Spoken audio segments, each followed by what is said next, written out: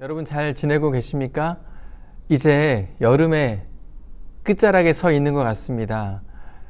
창문을 열어놓고 잠을 자는데 새벽에 선선해진 날씨 때문에 잠에서 깰 때가 있습니다. 그러면 이불을 덮고 다시 잠을 청하게 되는데요.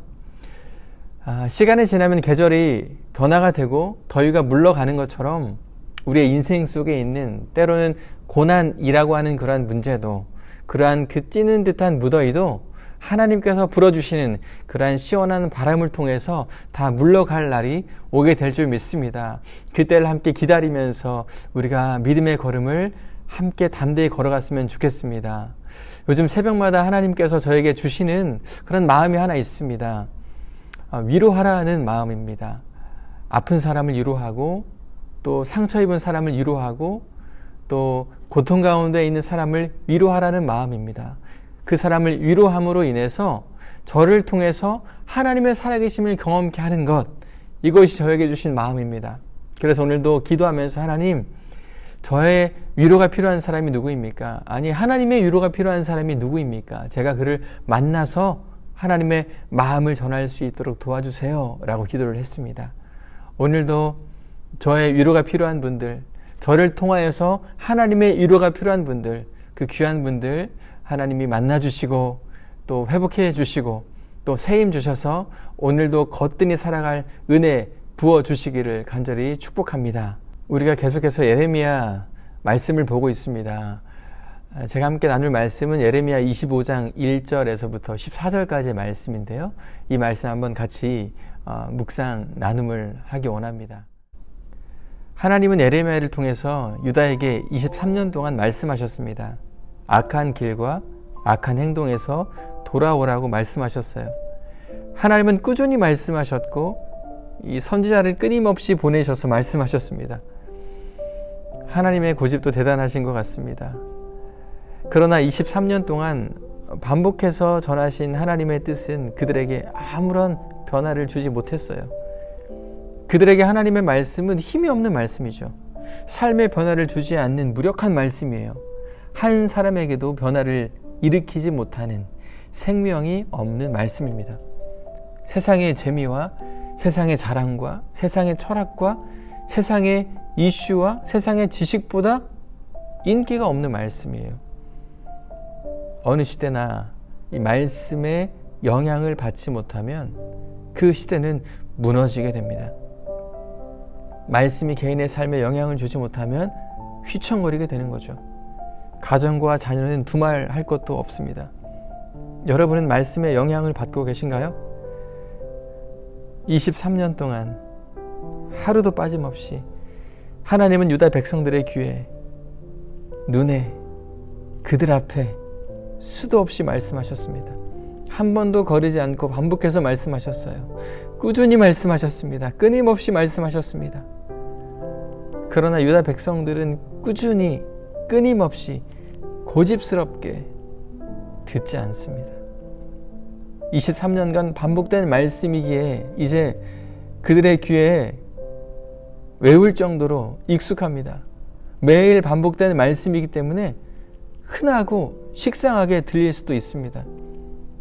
그들의 영적 무감각에 이 말씀을 들어도 아무런 반응이 없습니다. 그들의 마음이 고장난 까닭에 그렇습니다. 여러분은 하나님의 말씀이 잘 들리시나요? 우리는 귀가 아니라 가슴으로 들어야 합니다. 반복된 똑같은 말씀이라면 더욱 집중해서 들어야 하는 것이죠. 우리에게 필요한 말씀이기 때문에, 우리가 반드시 순종해야 되는 그런 말씀이기 때문에 반복해서 하나님이 우리에게 주시는 말씀입니다. 신앙의 연수에 따라서 수많은 말씀들을 들어왔을 것입니다. 그런데 그 말씀이 우리에게 얼마나 강력한 영향력을 일으키게 되었습니까? 말씀이 능력이 없어서 변화가 없는 것일까요? 아니면 말씀을 대하는 우리의 마음이 고장났기 때문에 그런 것일까요? 저는 모태신앙입니다. 제가 군대에서 제대하고 하나님을 인격적으로 만난 나이가 23살입니다. 제대 후에 지금의 아내를 만나서 교제하던 중에 아내가 IBF라는 그런 캠퍼스 선교단체 수련회에 꼭 참석했으면 좋겠다고 저를 설득했습니다. 이 수련회가 6일짜리 수련회였는데 그래서 너무나 길었고 제가 감당하기 어려운 수련회여서 제가 못 간다고 이야기했습니다. 그런데 아내는 저의 등을 떠밀었어요. 아니, 나 못 간다. 나 돈이 없다. 그러니까 수련회비 7만 원을 손에 쥐어주면서 갔다 오면 변화가 일어나니까 꼭 다녀오라고 저에게 그렇게 강권적으로 이야기를 했습니다. 제가 참 착했던 것 같아요. 가기 싫어도 여자친구의 말에 순종하고 수련회를 갔기 때문에 그렇죠. 그해 여름 수련회를 통해서 저에게 말씀하시는 하나님을 제가 만나게 되었어요. 우울감과 자격지심에 깊이 고뇌하던 저에게 하나님은 기드온의 말씀을 통해서 너는 강한 용사다. 내가 너에게 강한 용사라고 부르면 된 것이다. 네가 너를 어떻게 생각하는 것이 중요한 것이 아니라 내가 너를 어떻게 생각하는가가 중요한 것이다. 이 말씀을 제 가슴 속에 방망이질 하시면서 깨달음을 주셨습니다. 말씀을 통한 변화는 제가 말씀 앞에 나아갈 때 일어나게 된 것이죠. 말씀에 귀를 기울이고 가슴으로 들을 때 말씀이 능력이 되어서 제 심장과 제 머리를 강하게 흔들어댔습니다. 그리고 그 후에 제 삶에 놀라운 변화가 일어나게 되었습니다. 우리는 말씀 앞에 어떠한 자세로 서 있어야 되는 것일까요? 우리가 들어야 하는 말씀은 무엇일까요? 육신의 귀를 열고 마음의 문을 열어서 여러분 말씀 앞에 더 가까이 다가가시길 바랍니다. 이 말씀이 머리가 아닌 가슴으로 들리도록 마음을 활짝 여시기를 바랍니다. 하나님의 말씀은 살아 있습니다. 운동력이 있습니다. 그 말씀은 무력한 말씀이 아니에요. 아무리 돌처럼 단단하게 굳은 마음도 도려낼 힘이 있습니다.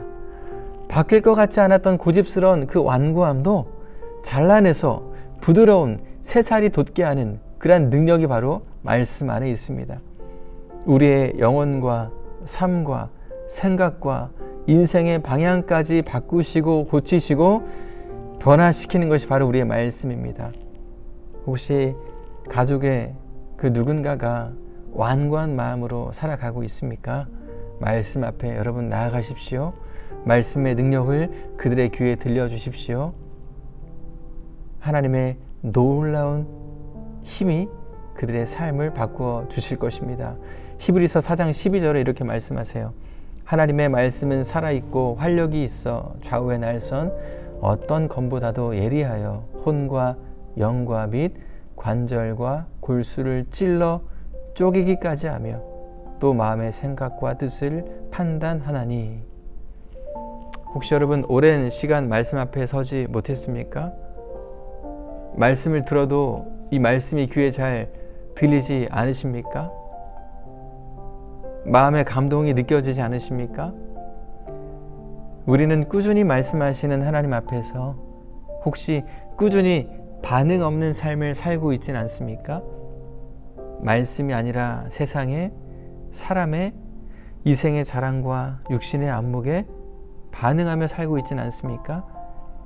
이제 우리가 겸손하게 말씀 앞으로 나아가야 할 때가 되었습니다. 겸손하게 하나님 앞에 무릎 꿇을 때가 되었습니다. 그 말씀의 권위와 능력과 힘을 인정하십시오. 그리고 하나님의 그 말씀이 내 상한 심령, 굳어진 마음을 치유해 주시기를 간구하시기를 바랍니다. 말씀을 입술로 고백하며 말씀을 의지하여 기도하시기를 바랍니다. 말씀에 힘이 있습니다. 모든 것을 바꿀 능력이 있습니다. 변화가 언제 일어나는가? 말씀이 내 속에 들어올 때 일어나게 됩니다. 우리도, 가정도, 자녀도 변화될 수 있습니다. 하나님께서 우리에게 반복적으로 끊임없이 때로는 고집스럽게 주시는 그 말씀, 그 이유는 우리를 사랑하시기 때문이며 우리가 변화되기를 원하시기 때문입니다. 오늘 그 사랑 앞에 그분의 음성을 들으며 세상 무엇이 아니라 말씀으로 행복한 저와 여러분의 삶이 되기를 간절히 축복합니다. 오늘도 복된 날 되시길 바랍니다.